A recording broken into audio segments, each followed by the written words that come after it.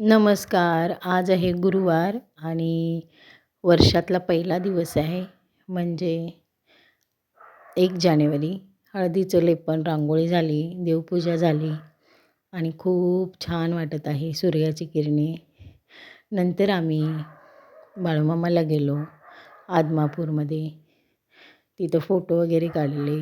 तिथून आता आम्ही मेतक्यात गेलो.